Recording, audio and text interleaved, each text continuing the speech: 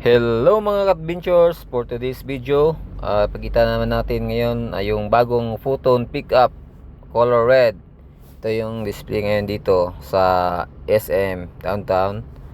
And then nakita nyo yung mugs nya, ang ganda. Ito yung Thunder 4x2 EL automatic transmission. Ito yung without roll bar na nagkakalaga ng 1.210 million.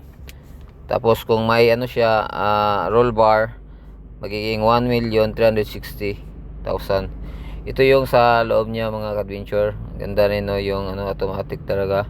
High tech talaga. Leather na yung ano niya, mga upuan. Ayan mga adventures, kitang kita nyo ang ganda ganda ng loob niya. Automatic talaga.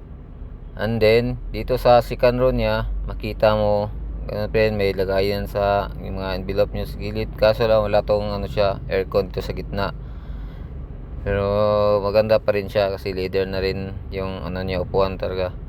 And then yung touch button na rin, yung push button na rin yung windows niya. Same pa rin sa iba. Then ito yung ano niya, 18 rim pa rin to. Yung ano niya, yung gulong. Then yung sa likod niya 1 ton pa rin to. Kaya pa rin kahit maraming ilagay mo na mga abono or mga sako-sako dyan. Ito yung likod niya mga adventures. Ito yung Thunder EL Photon 4x2. Thank you mga adventures, God bless.